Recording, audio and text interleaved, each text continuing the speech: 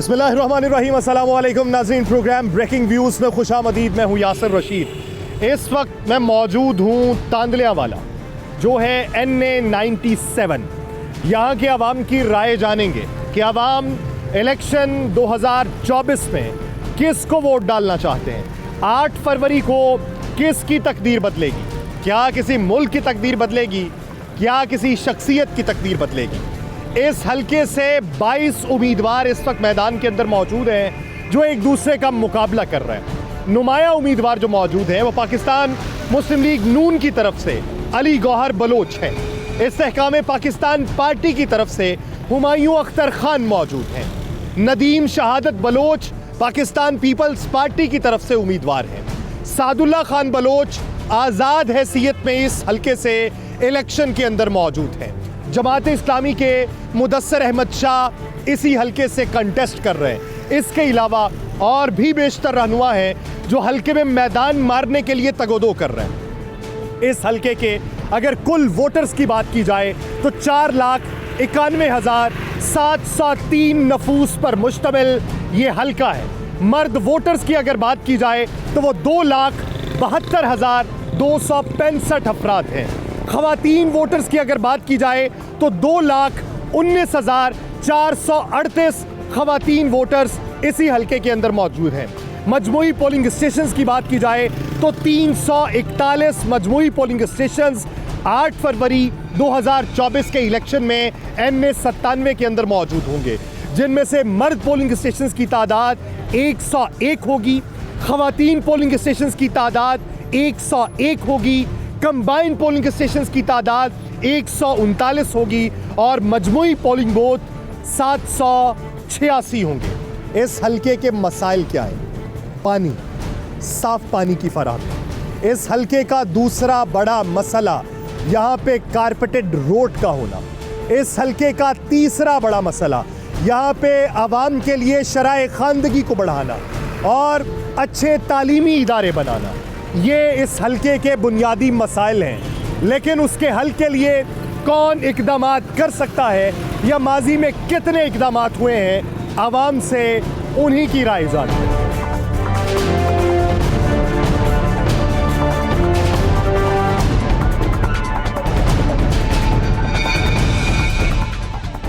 लोगों की राय जान रहे हैं जी। अस्सलाम वालेकुम जी। वालेकुम सलाम। सर की हाल चाल है? ठीक ठाक सर। सर किसको वोट देंगे? PTI को। PTI का तो उम्मीदवार ही कोई नहीं है। कोई गाल नहीं है। और किसी जमात को नहीं। किसको वोट देंगे भाई? PTI को। उसका तो उम्मीदवार ही नहीं कोई। कुछ नहीं, मोड़ क्या है ना, नून को देना है ना तीर को देना, जो आज़ाद आएगा उसको दे।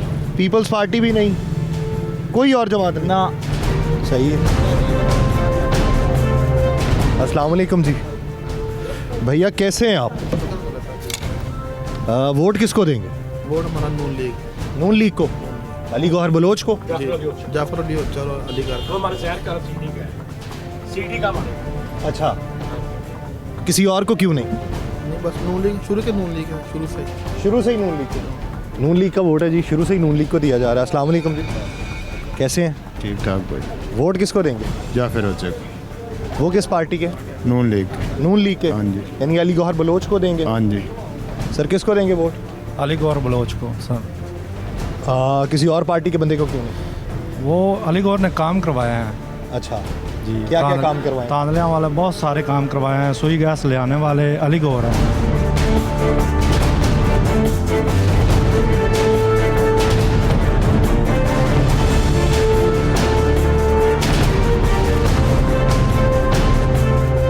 अस्सलाम वालेकुम सर। वालेकुम सलाम। कैसे हैं आप? अल्हम्दुलिल्लाह सर।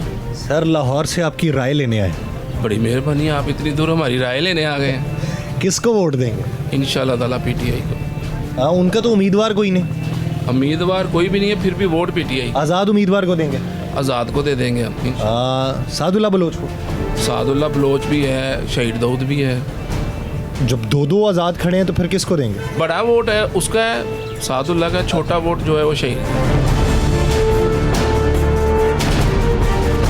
अस्सलाम वालेकुम जी। सर कैसे हैं आप? अल्लाह का शुक्र जी। सर वोट किसको देंगे? जो अच्छा आदमी होगा। कौन अच्छा आदमी है? नून लीग नून लीग अच्छी है। अली गौहर बलोच को? जी, किसी और पार्टी को क्यों नहीं? बस हम है ही मुस्लिम लीग। अस्सलाम वालेकुम वालेकुम अस्सलाम। भैया, कैसे हैं आप? अल्हम्दुलिल्लाह, शुक्र अल्लाह का। वोट किसको देंगे? नवाज शरीफ को। नवाज शरीफ को? जी, यहाँ से नवाज शरीफ साहब खड़े हैं, यहाँ से अली गौहर खान बलोच। अली गौहर खान बलोच, उनको देंगे वोट? जी, अस्सलाम वालेकुम जी। हाजी साहब कैसे हैं? हाजी साहब वोट किसको देंगे? नून लीग को।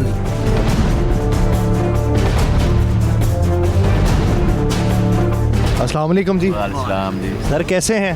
ठीक ठाक, अल्लाह का करम। सर वोट किसको देंगे? शेर को देंगे। शेर को, अली गौहर बलोच को? हाँ जी, बड़ा सोच के बताया आपने। आप शुरू तो ही उन्होंने दे रहे हैं। अच्छा कैंडिडेट अच्छा है। अच्छा जी। जाफर अली होचा भी अच्छा काम करवाया उसने काफ़ी सारे। वो पीपी के हैं? नहीं, नून लीग के हैं। नहीं, पीपी के उम्मीदवार हैं, यानी सूबाई असम्बली के। जी बिल्कुल। अच्छा, तो उनको देंगे, जाफर अली होचे को और अली गौहर बलोच को। अस्सलाम वालेकुम जी। सलाम। सर कैसे हैं? अल्हम्दुलिल्लाह सर। वोट किसको देंगे? अजय पता नहीं है, क्यों? नहीं देना। क्यों? सब चोर है, सब चोर है। कोई नहीं नहीं, वो नहीं मसला नहीं, साडा ज़हन ही अली वोट दे बंदा। नहीं, वोट क्यों नहीं देना? यार सारे चोर हैं, सारे यहाँ साढ़े ठप्पे लाने हैं। नहीं, वोट तो देना चाहिए। नहीं देना चाहिए पर नहीं, दिल नहीं मनता पे दे। दिल नहीं मानता। किसको देंगे वोट भाई? इंशाल्लाह जी नून लीग को, नून लीग को? जाफर अली होचा। किसको देंगे वोट भाई? इंशाल्लाह जाफर होचे को। अच्छा, यानी ये नून लीग को? इंशाल्लाह। किसी और पार्टी को क्यों? नहीं, क्यों नहीं, जाफर होचा हमारे शहर के लिए अच्छा काम कर रहा है। अच्छा, हाँ। किसी आज़ाद उम्मीदवार को भी नहीं देना? नहीं देना। सर जी किसको देंगे? आज़ाद उम्मीदवार को देंगे, पीपल्स पार्टी को देंगे, नून लीग को देंगे और बलोच को? यार इमरान खान देना वो जेड़ा भी ਹੁੰਦਾ वो तो इतने खलोता ही नहीं था। नहीं आएगा।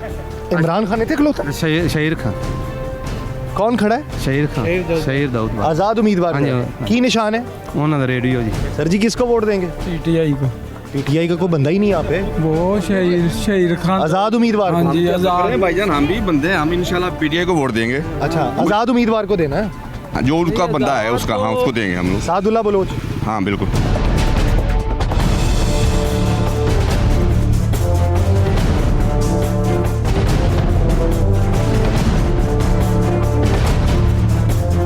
वोट किनू दोगे? शेर को। नून लीग नू? नून लीग ਨੂੰ। किसी और जमात नू क्यों नहीं? नहीं दिल मानदा, मानदा ही नहीं। दिल मानदा ही नहीं। सर किनू दोगे वोट? लब्बैक नू। तहरीक लब्बैक को? हाँ जी। बुजुर्गो जी वोट देना जे? हाँ जी, किनू देना जे? नून ਲੀਗ ਵਾਲਿਆਂ ਨੂੰ ਦੇਈਦੇ ਕਿ ਵੀ ਵੋਟ। ਉਹ ਅੱਗੇ ਵੀ ਉਹਨਾਂ ਨੂੰ ਦਿੰਦੇ ਰਹੇ ਹਾਂ ਜੀ, ਤੇ ਉਹ ਕੀ ਕਰਦੇ ਨੇ ਚੰਗਾ? ਬਸ ਚੰਗਾ ਕੁਛ ਵੀ ਨਹੀਂ, ਸਿਰ ਆਦੇ ਆ ਕੇ ਨਾ ਮਾੜੀ ਗੱਲ ਹੈ, ਜਿਹੜਾ ਚੰਗਾ ਨਹੀਂ ਕਰਦਾ ਉਹਨੂੰ ਹੀ ਵੋਟ ਦੇਈ ਜਾਂਦੇ ਹੋ। ਮੈਂ ਕਹਿੰਦਾ ਵੋਟ ਤਾਂ ਦੇਣਾ ਹੀ ਦੇਣਾ ਕਿਸੇ ਨਾ ਕਿਸੇ ਨੂੰ, ਜਿਹੜਾ ਕੁਛ ਅੱਛਾ ਤੇ ਕਹਿੰਦੇ ਕੋਈ ਅੱਛਾ ਬੰਦਾ ਆਵੇ ਕੋਈ ਮੁਲਕ ਦੇ ਵਿੱਚ ਕੋਈ ਕੰਮ ਅੱਛੇ ਕਰੇ। ਬਸ ਪਹਿਲੇ ਆਦੇ ਆ ਜੀ ਅਸੀਂ ਆਹ ਕਰਾਂਗੇ ਇਹ ਕਰਾਂਗੇ, ਬਾਅਦ ਦੇ ਵਿੱਚ ਮਿਲਣਾ ਹੋਵੇ ਕਹਿੰਦੇ ਜੀ ਘਰ ਕੋਈ ਨਹੀਂ ਜੀ, ਕਿਤੇ ਗਏ ਹੋਏ ਆ ਜੀ ਜਾਂ ਸੁੱਤੇ ਹੋਏ ਆ ਜੀ, ਆਰਾਮ ਕਰੇ। ਉਹ ਕਹਿੰਦੇ ਜੀ ਅਸੀਂ ਤੇ ਫੌਤਗੀਆਂ ਤੱਕ ਜਾਈਦਾ। ਬਸ ਕੋਈ ਨਹੀਂ ਜਾਂਦੇ ਜੀ। ਅੱਛਾ ਜੀ। ਹਾਂ, ਜਦੋਂ ਇਲੈਕਸ਼ਨ ਹੈਗੇ ਇਲੈਕਸ਼ਨ ਤੱਕ ਨਾ ਜਾਣਾ, ਉਸ ਤੋਂ ਬਾਅਦ ਕੋਈ ਨਹੀਂ ਕਿਸੇ ਦੀ ਪੁੱਛਣਾ। ਉਸ ਤੋਂ ਬਾਅਦ ਨਹੀਂ ਪੁੱਛਦਾ ਨਾ ਕੋਈ ਵੀ ਨਹੀਂ ਪੁੱਛਦਾ। अस्सलाम वालेकुम जी। वालेकुम। बुजुर्गो किसको देंगे वोट? नून लीग नून लीग को?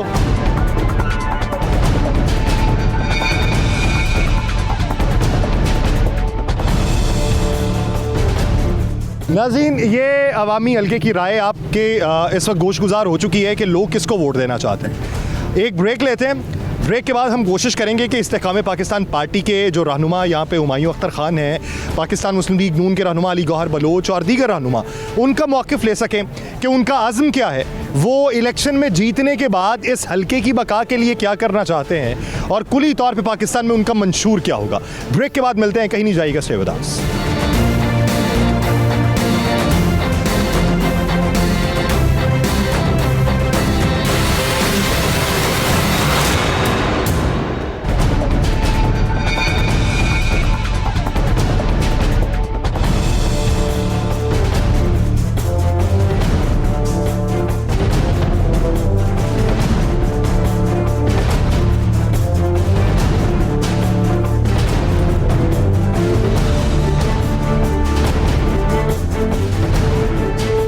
नाज़रीन, इस वक्त हम इस्तेकाम पाकिस्तान पार्टी के रहनुमा हुमायूं अख्तर ख़ान साहब के साथ मौजूद हैं, जो इधर तांदलियावाला से NA 97 से इलेक्शन लड़ रहे हैं। तो अस्सलाम वालेकुम सर। सर कैसे हैं आप? सर लाहौर से यहाँ पे शिफ्ट करने का तजुर्बा कैसा लगा? ये बिल्कुल मुख्तलिफ इलेक्शन है जी। हमारे हल्के में 190 गांव हैं और 2 छोटे छोटे म्यूनसिपल कमेटीज़ हैं, शहर हैं। तो इधर सियासत, लाहौर की सियासत टोटली ज़्यादातर पार्टी बेस्ड होती है। सही। इधर की सियासत जो होती है वो शख्सियत बेस्ड होती है, धड़ों की सियासत होती है। सही। तो बहुत मुख्तलिफ सियासत है इस वजह क्या बनी वहाँ से यहाँ मूव होने की? देखिए, मेरा इस इलाके में 34 साल से कारोबार है, शुगर मिल है, और लेकिन सियासत मैंने हमेशा लाहौर की। सही। और इस दफ़ा ये वजह बनी कि इस वक्त इलाके की सूरत हाल ऐसी है कि मैं इसमें एंट्री रिलेटिवली आसानी से कर सकता था। जो इलाके की अंदरूनी सियासत है और जो मुल्की सियासत है उसमें लाहौर में बहुत सी पेचीदगियाँ थीं, तो मैंने समझा कि ये अब मेरे लिए मौका है कि मैं अपना एक रूरल कॉन्स्टिट्यूंसी को एंटर करूं और उसको कंसोलिडेट करूं। पार्टी तब्दील कर देने से कोई सेटबैक देखा या बूस्ट देखा? इधर इसका कोई फ़र्क नहीं पड़ता। फ़र्क नहीं पड़ता? इस इलाके में कोई फ़र्क नहीं पड़ता। नहीं पड़ता। आप क्या समझते हैं कि इलेक्शन के बाद के जो नताइज होंगे, वफाक में हुकूमत किसकी होगी? सच्ची बात है कि हमें तो जी अपने इलेक्शन की फ़िक्र पड़ी हुई है कि वो उसमें कामयाबी हासिल की जाए। मैं सिर्फ ये कहूँगा कि कुछ कहा नहीं जा सकता। 9 फरवरी को एक जो सूरत हाल आपकी की पार्टी के रहनुमा महमूद मौलवी साहब, महमूद मौलवी साहब के मुताबिक अब तक का जायचा बताता है कि वफाक में हुकूमत पीपल्स पार्टी की होगी और IPP उसकी शराकतदार होगी। तायद करते हैं इसकी? मुझे ज़रा ये कॉम्बिनेशन मुश्किल लगता है। मुश्किल लगता है। नून लीग की हुकूमत लगती है? नहीं, नून लीग की अकेली मुश्किल होगी। अकेली मुश्किल होगी। तो पीपल्स पार्टी की अगर वो जिस तरीके से राय ये रख रहे हैं कि आज़ाद उम्मीदवार उनसे रवाबित में है और उनसे मिलकर हुकूमत बनाई जाएगी, तो ये कॉम्बिनेशन कैसा लगता है? आज़ाद उम्मीदवार ज़्यादातर हमसे राब्ते में है। आपसे राब्ते में? हमारी पार्टी से। आज़ाद उम्मीदवार पंजाब से अगर उसकी कैलकुलेशन करें तो कितने आज़ाद उम्मीदवार राब्तों में होंगे? ये मैं एग्जैक्ट नंबर नहीं दे सकता, लेकिन देखिए, KP का और पंजाब के आज़ाद उम्मीदवार, खैर उनको पूरा हक है पीपल पार्टी को कोशिश करने का, लेकिन इन 2 सूबों के आज़ाद उम्मीदवार की कोई ख़ास अट्रैक्शन नहीं होगी पीपल पार्टी की तरफ। पीपल्स पार्टी की तरफ नहीं होगी। अच्छा, ये बताइए, एक ही पार्टी से अलग हुए लोग 2 पार्टीज़ बना ली, आपका पैचअप परवेज़ खटक साहब की पार्टी से क्यों ना हो पाया? नहीं, वो बुनियादी तौर पे एक ही चीज़ है, सिर्फ ये कि परवेज़ खटक साहब का ज़्यादा जो तवज्जो है वो KP में है। सही। और हमारी ज़्यादा तवज्जो बाकी सूबों में, बिलखसूस पंजाब पे है। सही। तो आप क्या समझते हैं कि पाकिस्तान मुस्लिम लीग नून के साथ कुछ सीटों के ऊपर सीट एडजस्टमेंट करना IPP के हक़ में जाएगा? अब देखिए जी, कुछ सीटों पे, बहुत कम सीटों पे सीट एडजस्टमेंट हुई है, मेरे ख्याल बहुत ही थोड़ी सी सीटें। अब मैं जैसे IPP का हूँ, मैं नून लीग के ख़िलाफ़ इधर इलेक्शन लड़ रहा हूँ, लेकिन जो देहाती इलेक्शन होता है, जैसे मैंने कहा, वो इतना पार्टी बेस्ड नहीं होता। वो ज़्यादा जो पुराने इधर के मेंबर्स रहे हैं और जो नए आ रहे हैं, उन्हीं की जद्दोजहद चलती रहती है। तो हमें अभी ये नहीं है कि लाहौर की तरह हम पार्टियों को बुरा भला कहें, ये नहीं किया वो किया। इधर और नौइयत का इलेक्शन है। आप क्या समझते हैं, क्या वजह बनी है कि कुछ सीटों के ऊपर ही सिर्फ एडजस्टमेंट हो पाई? एडजस्टमेंट्स के भी आसान नहीं होते हैं जी। एडजस्टमेंट्स के भी क्राइटेरिया होते हैं कि उस सीट पे अगर IPP का कैंडिडेट पहले जीता हुआ तो उसकी अच्छी चांस हो जाती है एडजस्टमेंट की। क्लियरली सीट पे अगर IPP के कैंडिडेट्स उधर हारे हुए हैं तो फिर उनकी एडजस्टमेंट तो मुश्किल होती है ना जी, क्योंकि जीते हुए कैंडिडेट्स अगर नून लीग के बैठे हैं वो फिर मुश्किल हो जाता है। सही। इस हलके की अगर बात की जाए तो यहाँ पे बलोच, एक तरफ आप देखें नून लीग, एक तरफ आज़ाद उम्मीदवार के तौर पे भी सादुल्ला बलोच और आयशा रजब बलोच, वो एक आज़ाद उम्मीदवार के हक़ में बैठ गई। पीपल्स पार्टी की तरफ से भी बलोच। तो क्या ये उनका वोट तकसीम होगा या वोट अगर तकसीम होता है तो उसका बेनिफिट आपको मिलेगा? ऑब्वियसली जी देखिए, मैं एक फ़र्ज़ांद पाकिस्तान हूँ। मेरे लिए हर इस इलाके की कौम जो है, हर बरादरी इंतहाई काबिल एहतराम है। और मेरा जो एक विंग है तांदियावाला साइड का, वो भी बलोच हैं और बड़े अच्छे कैंडिडेट हैं। और दूसरा विंग राना बरादरी के हैं, क्योंकि मामू कांजन साइड से हमेशा महाजर कम्युनिटी का कैंडिडेट होता है। यस, बलोच अगर एक घर से 3 कैंडिडेट्स निकलेंगे तो ऑब्वियसली वो वोट स्प्लिट होगा, जिसका गालिबन मुझे फ़ायदा होगा। सही। अच्छा, इस्तेकाम पाकिस्तान पार्टी के मंशूर के अंदर शामिल है 300 यूनिट तक बिजली फ्री, ऐसा ही? जी जी। तो इसकी एग्जीक्यूशन किस तरीके से हो सकेगी? आप पिछली हुकूमत में भी रहे, आपको मुल्की मामलात का भी पता है। बहुत से माहिर मईशत की राय रखते हैं कि ऐसी सूरत हाल के अंदर मंशूर के अंदर दावे वो होने चाहिए जो काबिल अमल हों। माहिर मईशत ये समझते हैं कि सोलर प्रोजेक्ट के ऊपर भी बड़े पैमाने पर आप बिजली की फराहमी नहीं दे सकते। पन बिजली की तरफ आपको जाना पड़ेगा तो कुछ टैक्सेस में कमी करना पड़ेगी। लाइन लॉसेस में किस हद तक कमी ले आएंगे कि 300 यूनिट तक बिजली फ्री दे सकते हैं? देखिए, बिजली का तो पूरा पाकिस्तान का निज़ाम टोटली चेंज मांगता है। ये IPPs जब से आई थी 90 की दिहाई के मिडल से, तो मैं बुनियादी तौर पर समझता हूँ कि IPPs ने, क्योंकि ऑल्टरनेट फ्यूल का कोई इंसेंटिव नहीं था, ज़्यादातर सारे थर्मल बेस थे, और ये नहीं मद्देनज़र रखा गया कि जब दुनिया में तेल की कीमतें बढ़ेंगी तो क्या इम्पैक्ट, और सारे वो पास थ्रू आइटम्स थे। जो कॉस्ट बढ़ती थी वो सीधी कस्टमर को जाती थी, जो जिसने IPP लगाई थी उसको कोई इफेक्ट नहीं होता था उसकी प्रॉफिटेबिलिटी पे।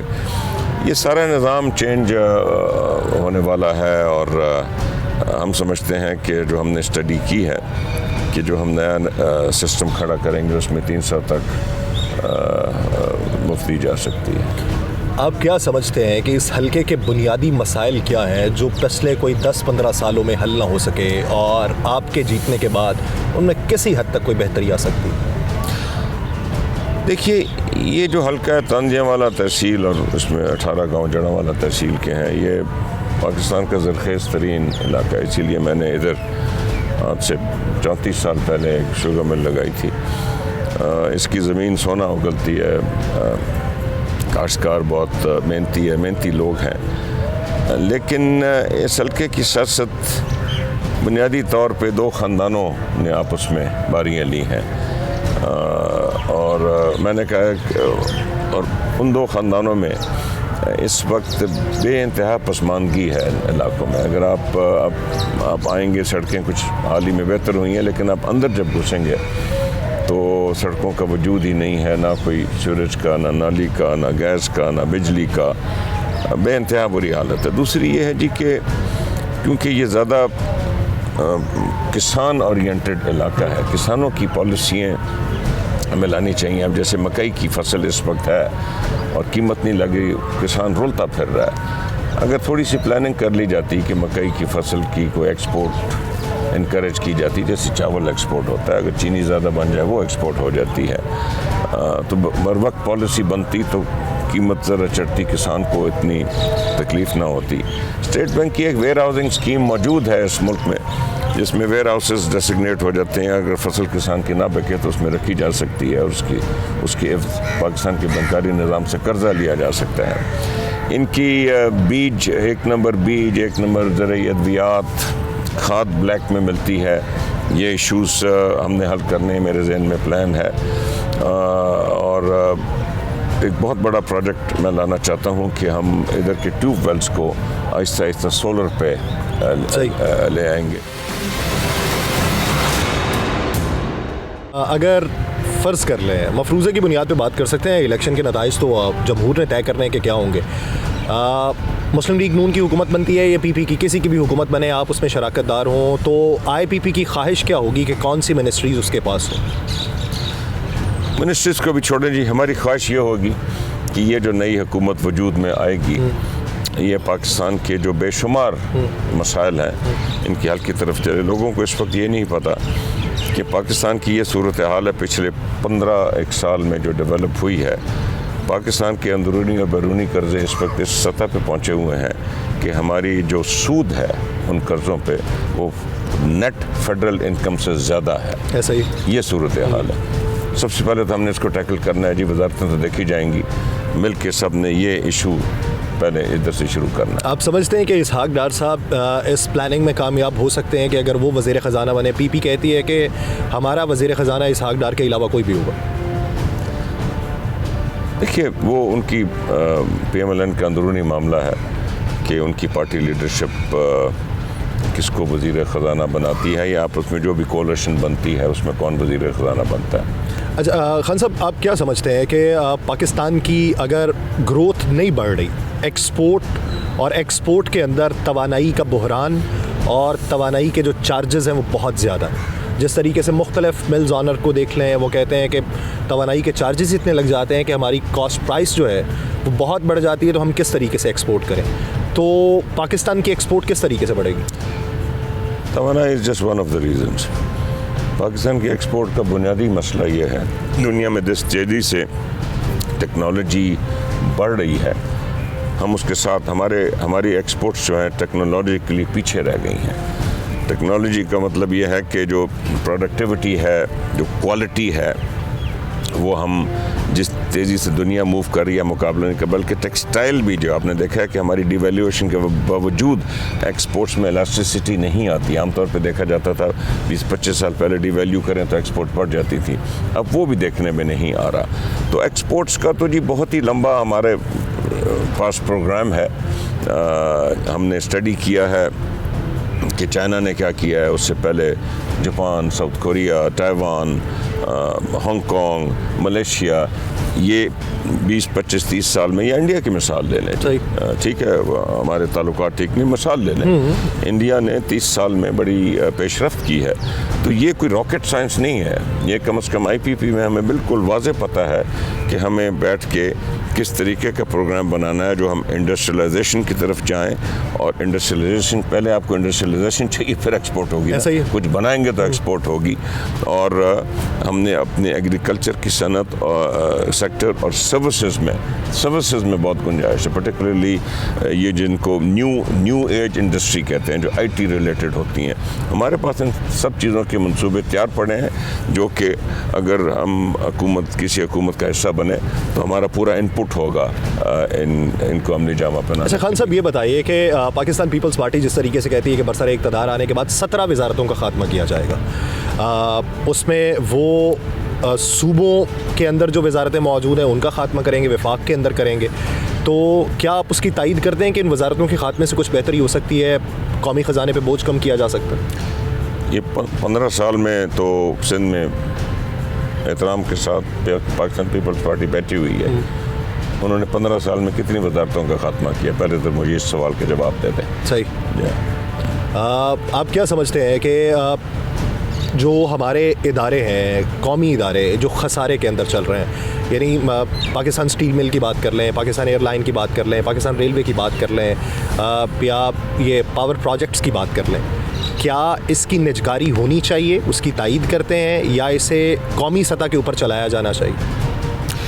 कुछ इदारों को कौमी सतह पर चलाना चाहिए। मिसाल के तौर पे ये पेट्रोलियम रिलेटेड इदारे हैं जी, उनमें बेहतरी लाई जा सकती है, OGDCL है या इस तरह के, लेकिन ज़्यादातर को हमें प्राइवेटाइज कर देना चाहिए। स्टील मिल की निजकारी करनी चाहिए, इसमें तो कोई शक की बात ही कोई नहीं। पीपल्स पार्टी ये कहती है, ताज हैदर साहब सेनेटर जो हैं वो कहते हैं कि सबसे ज़्यादा लैंड एक्वायर के ऊपर पैसा लगता है, तो हमारे पास इतने बड़े रकबे के ऊपर जब इदारे हैं तो सिर्फ प्लांट्स चेंज करने हैं ना, तो प्लांट्स चेंज करके उन्हें चलाया जा सकता है।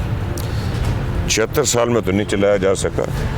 अगर रकबे हैं तो उनकी कोई पॉलिसी बनाई जा सकती है कि कोई सिर्फ रकबा लेने के लिए वो इदारा ना ले ले, और वो ले के उसको जो उसकी ओरिजिनल इनिशियल प्लानिंग थी उसके मुताबिक, मसलन पाकिस्तान स्टील मिल को जो भी लेगा वो स्टील मिल ही बनाए, ये ना कि उधर को सोसाइटी बना दे। सही, ये तो किया जा सकता है, लेकिन मेरी नज़र में जो मैंने कहा है कि चंद ऐसे पब्लिक सेक्टर के इदारे होंगे जिनको पब्लिक सेक्टर में रखना चाहिए, ज़्यादातर को प्राइवेटाइज कर देना चाहिए। वो फेल्ड एक्सपेरिमेंट है ये। सही। आप अगली हुकूमत में गवादर वाला जो एरिया है या CPEC का मंसूबा है उसको कितना बढ़ता हुआ देखते हैं? लेकिन जी सी पैक में कमाल की इंफ्रास्ट्रक्चर पाकिस्तान में बना है, जो सड़कों का निज़ाम बना है, जो पावर हाउसेस बिजली आई है। मेरी नज़र में सी पैक का दूसरा जो फेज़ है उसका फोकस, जैसे कि मेरे ख्याल पॉलिसीज़ बन रही हैं, एग्रीकल्चर पे होना चाहिए, आईटी रिलेटेड सर्विसेज पे होना चाहिए, और industrialisation through special economic zones आए। और मैं इसका मुझे पूरा मेरे जहन में एक प्लान है कि नेक्स्ट फेज़ जो है, जो इंडस्ट्री चाइना से बाहर जा रही है और इस वक्त वियतनाम जा रही होगी या कम्बोडिया या इंडोनेशिया, उस इंडस्ट्री को बिलखुसूस टेक्सटाइल को हमने पाकिस्तान में लाना है, और Pakistani entrepreneur the Chinese entrepreneurs के जॉइंट वेंचर्स के थ्रू इस पे दोनों हुकूमतें जो हैं पूरा जोर देंगी, तो ये एक ज़रिया बनेगा जिससे हमारी इंडस्ट्रियलाइजेशन भी बेहतर होगी, सी पैक भी आगे चलेगा और हमारी एक्सपोर्ट्स भी बेहतर होंगे। खान साहब, मेरे सवालात वो रवायती सवालात से ज़रा हटके हैं, क्योंकि इलेक्शन में रवायती सवालात होते हैं। हम आवाम को ये बताना चाहते हैं कि जो भी नुमाइंदा है उसकी थाट्स क्या हैं, वो थाट्स क्लियर किस हद तक है। आप क्या समझते हैं कि अगली हुकूमत में अगर आप लोगों के पास पार हो तो हमें किस ब्लॉक का हिस्सा होना चाहिए, क्योंकि पूरी दुनिया ब्लॉक के हिस्सों में बटी हुई है। क्या किसी ब्लॉक में बंटना चाहिए, या फिर जैसे तरक्की याफ्ता ममालिक कुछ ऐसे भी हैं, सभी के साथ ताउन रखा हुआ, उन्होंने उनके रिलेशंस अच्छे हैं, उस तरीके से पॉलिसी लेके चलना चाहिए? ये जो कि इस वक्त पाकिस्तान की पॉलिसी है, हमें किसी ब्लॉक का हिस्सा नहीं बनना चाहिए। हमारी एक पुरानी और स्ट्रेटेजिक रिलेशनशिप चाइना के साथ है, और हमारी एक पुरानी and at times strategic relationship west के साथ भी है, और हमें ये दोनों जो इसमें एक बैलेंस रखना चाहिए, और दोनों जो भी ग्रुपिंग है दुनिया की उसमें साथ लेके चलना चाहिए, किसी एक ब्लॉक का हिस्सा नहीं बनना चाहिए। ठीक। खान साहब, एक आखिरी सवाल, आप क्या समझते हैं 18वीं तरमीम की कुछ शिकों में तब्दीली होनी चाहिए या नहीं होनी चाहिए? कहा यह जाता है कि NFC अवार्ड जो है, जो सूबों को पैसा मिलता है, वो सूबाई हुकूमतें रख लेती हैं, वो म्यूनसिपल कमेटी तक नहीं पहुंचता, नीचे जो मेयर के JDs हैं वो तय होने चाहिए जिस तरीके से CM के JDs तय होते हैं। जी देखिए, मैं ये समझता हूँ कि कुछ अव्वल तो NFC अवार्ड और 18वीं तरमीम आपको मालूम ही है, दो मुख्तलिफ चीज़ें हैं। NFC अवार्ड में हमें ऑब्वियसली अवार्ड चेंज होना तो मुश्किल है, हम नहीं चाहेंगे कि चेंज हो, लेकिन हमें बैठ के कुछ सोच विचार करनी है, क्योंकि फेडरल जो रेवेन्यू है उस पर बड़ा बोझ है। इस पर देखें ना, पूरी डिफेंस सर्विसेज फेडरल के नीचे और बहुत सी सर्विसेज आती हैं, तो कोई सूबों के साथ बैठ के हमें तय करना पड़ेगा कि शेयरिंग बेहतर कैसी बनाई जाए। अभी तो हम एक्सपेक्ट करते हैं कि जो सूबे के पैसे चले तो सूबे कोई सरप्लस छोड़ दें, अभी तो सरप्लस की पॉलिटिक्स होती है ना, सरप्लस इतना, तो सूबा सरप्लस क्यों छोड़े, लेकिन तय हो जाए कि जो वफाक की जो सर्विसेज सूबे भी इस्तेमाल करते हैं उसमें सूबा कुछ अपना भी हिस्सा डाले, एक चीज़। दूसरी चीज़, जिस तरह NFC अवार्ड होता है जी, और उसके तहत पैसा सूबों में पहुंच जाता है, तो मैं एक बहुत स्ट्रॉन्ग लोकल गवर्नमेंट निज़ाम में बिलीव करता हूं, और NFC अवार्ड की लाइंस पे ही जो प्रोविंशियल फाइनेंशियल अवार्ड्स हैं वो भी हुआ करें, जो तमाम अज़ला में, बड़े शहरों में वो रकूम नीचे फ़्लो किया करें। मैं इस चीज़ का हामी हूँ। सही। खान साहब, सिर्फ एक छोटा सा सवाल और, आप क्या समझते हैं सेहत और तालीम, दो शौबे, इनका बजट किस हद तक बढ़ना चाहिए? जितना बढ़ाया जा सके जी, तरजीह होनी चाहिए, जितना बढ़ाया जा सके तरजीह। और दूसरा जो बजट है वो सोशल सेफ्टी नेट, जो सोशल सेफ्टी नेट है, जो एहसास प्रोग्राम था, पता नहीं उसका क्या नाम है, बहुत ही आला प्रोग्राम था, जिसमें गरीबों की, बेवाओं की, यूथ के लिए, किसानों के लिए बहुत सी इसमें स्कीम्स थी। ये सोशल सेफ्टी नेट अमीर ममालिक में भी होता है और बिलखसूस हमारे मुल्क में बहुत ज़रूरी है। उम्मीद करते हैं, दुआ करते हैं कि ऐसी हुकूमत मार्ज़ वजूद में आए कि जहाँ पे ये थाट्स जो हैं इसकी एग्जीक्यूशन हमें देखने को मिले। बहुत शुक्रिया खान साहब इस हवाले से अपना वक्त देने के लिए। नाज़रीन, एक ब्रेक लेते हैं, ब्रेक के बाद वापस आएंगे, इस हल्के के मुख्तलिफ डायनामिक्स के ऊपर बात की जाएगी, कहीं नहीं जाएगा। Stay with us.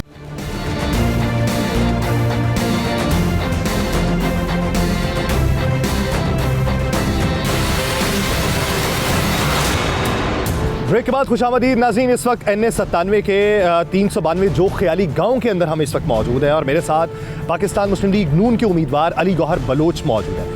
ब्रेक से पहले आपने हुमायूं अख्तर खान साहब का उनका नज़रिया, उनकी कंपेन, उनकी वजूहात जो जिस बायस वो लाहौर से मूव करके यहाँ पे आए, वो आपने सारी राय उनकी सुनी है। अब इनकी राय सुनते हैं और ये देखते हैं कि इस हलके के मसाइल क्या हैं और उन मसाइल के हल के लिए इनके पास ऑप्शंस क्या हैं, एग्जीक्यूशन किस तरीके से होगी। क्योंकि माजी के अंदर जो भी जमात बरसरे इक़्तिदार आई है उसके बाद क्या हमें वो मंजरनामा देखने को मिला जो अवामी मंशूर में एक इंतखाबी मुहिम के दौरान इस्तेमाल किया जाता है। तो अली गौहर बलोच साहब साथ मौजूद हैं, उन्हीं की राय जानते हैं। अस्सलाम वालेकुम। जी वालेकुम अस्सलाम। बलोच साहब कैसे हैं आप? जी अल्हम्दुलिल्लाह, अल्लाह का शुक्र। कैसी कंपेन चल रही है? जी बड़ी ज़बरदस्त चल रही है और डेली हमारे जलसे और इलेक्शन कंपेन जो है वो जारी व सारी है। रात गए तक ये सिलसिला जारी रहता है और अल्हम्दुलिल्लाह इस दफ़ा तो बहुत सारे नए ग्रुप्स जो हैं उन्होंने PMLN की हमायत का ऐलान किया है। लेकिन इधर मैं आपको ख़ास तौर पर काबिल ज़िक्र बात बताऊं कि जो 2018 का इलेक्शन था वो इधर से ज़िमनी इलेक्शन में चला गया था एक उम्मीदवार के इंतकाल की वजह से, और मरकज़ में और सूबे में PTI की हुकूमतें बन गई थी। और इसके बावजूद यहाँ से अल्हम्दुलिल्लाह अल्लाह के फजल करम से हमने कौमी की सीट भी जीती थी ज़िमनी इलेक्शन में और सूबाई सीट भी जीती थी। सही। तो इंशाअल्लाह ताला ये हल्का जो है ये मियाँ नवाज़ शरीफ साहब के, मैं समझता हूँ कि बड़े खैर ख्वाह लोगों का है और वो जो PMLN ने तरक्याती काम इस हल्के में करवाए, पूरे मुल्क में करवाए, उसके सम्राट से ये लोग अच्छी तरह से वाकिफ़ हैं और ये मियाँ नवाज़ शरीफ को वोट दें। अच्छा, एक अमूमी तौर पे तासुर है, मुझे ये नहीं पता कि मकामी तौर पे यहाँ पे तासुर क्या है। अमूमी तौर पे तासुर ये है कि आपकी बरादरी कुछ बटी हुई है, मुख्तलिफ पार्टीज़ के अंदर है, तो वो सेटबैक आपको देखने को मिलेगा और उसका एज कोई और उठा जाएगा। नहीं, ऐसा नहीं है। एक्चुअली इसमें तो कोई शक नहीं है कि इधर बलोच बरादरी के काफ़ी गाँव हैं, लेकिन बलोचों के अलावा दीगर बरादरियों के भी और बहुत सारे गाँव हैं। और जो पिछला इलेक्शन हुआ था उसमें भी हम बलोच कैंडिडेट 3 थे। अच्छा। इस दफ़ा भी 3 है। सही। तो पिछली दफ़ा भी अल्हम्दुलिल्लाह जो है वो अक्सरियत मुझे मिली थी, इसके बावजूद कि हमें हर लेवल के ऊपर जो है वो कोशिश की जा रही थी, मतलब रियासती मशीनरी हमारे ख़िलाफ़ इस्तेमाल की गई थी सारा कुछ। अच्छा, आपने जो बात की कि पिछले इलेक्शन में बलोच बरादरी के 3 कैंडिडेट्स मौजूद थे, तो अमूमी तौर पर तासुर ये भी है कि बलोच बरादरी में कैंडिडेट्स इसलिए होते हैं मुख्तलिफ पार्टी से कि किसी एक ना एक पार्टी की तो अपने पे अक्सरियत मौजूद रहेगी। नहीं, देखिए जिस तरह से मैंने आपको बताया है कि 2098 से मैं अगर कहूँ, इससे पहले से भी ये सीट PMLN के पास ही। सही। IPP के साथ मुख्तलिफ जगहों पे सीट एडजस्टमेंट हुई है, आप जानते हैं, यानी बहुत ज़्यादा हल्कों में नहीं थी, चंद मखसूस हल्कों में। खान चौधरी साहब को ले लें, अलीम खान साहब को ले लें, जहांगीर खान तरीन साहब के मद्दे मुकाबिल कोई उम्मीदवार नहीं आया, तो यहाँ पे सीट एडजस्टमेंट नहीं हो सकी, आप मजबूत कैंडिडेट होंगे। लेकिन महमूद मौलवी साहब हैं, सिंध से रहनुमा हैं, सरबराह भी हैं IPP के, वो कहते हैं कि अभी तक के जायचे के मुताबिक वफाक में हुकूमत पीपल्स पार्टी की बनती हुई दिखाई दे रही है और IPP उसकी शराकतदार होगी। वो कौन सा जायचा देख रहे हैं? देखें, ये तो बात की बात है। सबसे पहले तो ऑन ग्राउंड इलेक्शन होगा, उसके बाद जब मरकज़ में और दीगर हुकूमतें मिलती हैं, अगर किसी एक पार्टी को सादा अक्सरियत ना मिले तो फिर उसके बाद इत्तेहाद बनते हैं। पहले भी बने थे, आपने देखा PDM की गवर्नमेंट बनी, इवन PTI की गवर्नमेंट में भी इत्तेहादी। लेकिन वो जो इत्तेहाद वाली हुकूमत है, आप भी जानते हैं 16 माह की हुकूमत में उसका कोई बार अपने कंधे पे लेने को तैयार नहीं है। वो कहते हैं कि देरपा फैसले नहीं हो सके, हर किसी के अपने मफाद थे। अगर इसी तरह की हुकूमत इत्तेहादियों की बनती है तो देरपा फैसले किस हद तक उम्मीद लगाई जा सकती है उसकी? देखिए, मेरी ज़ाती राय में एक कारकुन की हैसियत से मैं जो देख रहा हूँ, मुझे तो पंजाब में ख़ास तौर पर नून लीग स्वीप करती नज़र आ रही है। सही। और ये एक सादा अक्सरियत से भी नून लीग हुकूमत बनाने में कामयाब हो जाएगी। और आपने देखा कि 13 में अगर नवाज़ शरीफ साहब को अवाम का मैंडेट मिला तो फिर 13 से 18 तक जो तरक्की का सफ़र था उसकी आज तक कोई और नज़ीर और मिसाल नहीं मिलती। कैंडिडेट तब्दील तो नहीं हो गया वज़ीर आज़म का?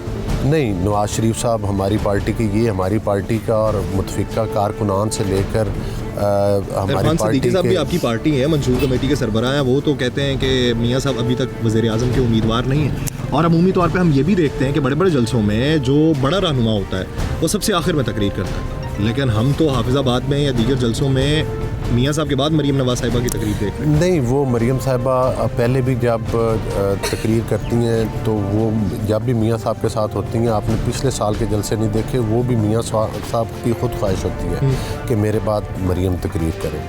और मैं समझता हूँ कि वो मरीम साहिबा हो, शहबाज शरीफ साहब हों, हमारी पार्टी का हर कारकुन हो, उन्होंने जो रेफरेंडम और राय दे दी है वो ये है कि नवाज शरीफ साहब को लोग और पाकिस्तान के अवाम उनको वज़ीर आज़म देखना। अली गौहर बलोच साहब, कोई ऐसा इकदाम इलेक्शन के बाद कि मैं आपको प्रोग्राम में लूँ और पूछ सकूँ कि उस इकदाम का क्या बना? देखिए, इकदाम तो फिर यहाँ पर जहाँ तक डेवलपमेंट जो है ना, डेवलपमेंट या इलाके की तरक्की के लिए काम करवाना, वो तो हमारे मतलब है कि हमें इस चीज़ का जुनून है और शौक़ है और वो हम करवाते हैं अवाम के। लेकिन मेरा अगर हुकूमत ने उस पर से पाबंदी हटाई, चूँकि गैस की कमी है हमारे मुल्क में, अगर पाबंदी हटी तो हमारे काफ़ी गांव हैं जो गैस की सहूलत से महरूम है। मेरी पहली प्रायोरिटी होगी कि मैं आवाम तक वो सुई गैस पहुँचाऊँ, अगर पाबंदी पाकिस्तान में हटी तो। सुई गैस पहुँचा है? हाँ, सुई गैस पहुँचा। तो फैसलाबाद में मैं सर्वे करके आया हूँ, वो कहते हैं 12-12 हज़ार रुपये हमारा बिल आ गया, 300-300 रुपये आता होता था। हाँ। वो अगर आप उसको किस तरीके से उस स्लैब के ऊपर लेके आएंगे? देखिए, जब 13 से लेकर 18 तक की गवर्नमेंट बनी थी नवाज शरीफ साहब के, उस वक्त भी बड़े बड़े चैलेंजेस थे उस वक्त 20। लेकिन हालिया आप ज़खायर देखें, आपको RLNG LNG के ऊपर नए कनेक्शन शिफ्ट करना पड़ रहे हैं, तो किस तरीके से उसे सब्सिडाइज करके इक्वल करेंगे? क्योंकि आप बाहर के ममालिक में चले जाएं, तेल का रेट मुख्तलिफ होता है मुख्तलिफ पंप स्टेशन पे।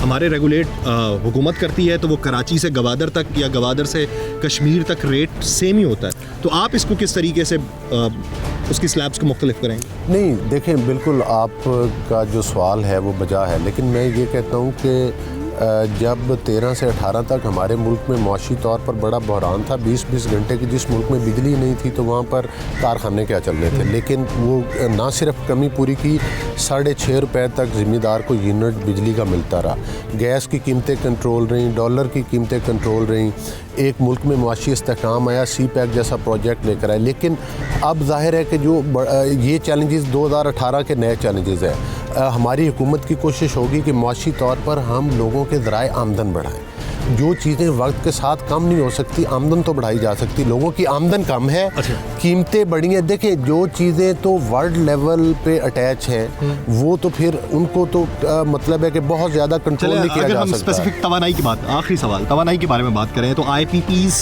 का बोझ हम जितना बर्दाश्त कर रहे हैं सभी को मालूम है कि आप देखिए कि एक दौर में 2 रुपये फ़ी यूनिट और फिर कहाँ पे बढ़ते बढ़ते अब 90 रुपये फ़ी यूनिट पे बिजली इस्तेमाल करना पड़ती है। उस बोझ को कैसे कम करेंगे? हमजा शहबाज साहब 300 यूनिट मुफ्त बिजली का शोर मचा रहे हैं, लेकिन उसको काबिल अमल एक फार्मूले में किस तरीके से तब्दील किया जा सकता है? देखिए, जाहिर है कि अगर हम अपने मुल्क में इंडस्ट्री लगाएं, अगर हमारी प्रायोरिटी पे मुल्क की मईशत को संभालना हो तो फिर हमारे तरक्की की राहें अल्लाह ताला की ज़ात निकाल देती। जिस तरह से 2013 से 18 तक हमने खाद की कीमतें कम की, 8,000 रुपये DAP का रेट था, हम उसको 2400 और 3800 पर लेकर आए, यूरिया खाद की कीमतें कम की। तो मैं समझता हूँ कि जो वसाइल हैं हमारे मुल्क के, वो हमें अवाम के ऊपर निछावर करने चाहिए हुकूमतों को। सही। और जो लोग कम आमदन वाले हैं उनको अगर 300 रुपये तक फ्री बिजली भी दे दी जाए, बशर्ते कि हमारा मुल्क इस काबिल हो जाए अल्लाह के फजल करम से कि हमारी आमदन इतनी बढ़ जाए कि हम वो अफोर्ड करते हो। तो वो उसको हम फिर सब्सिडी नहीं कहते, हम अपने ज़राए आमदन बढ़ा के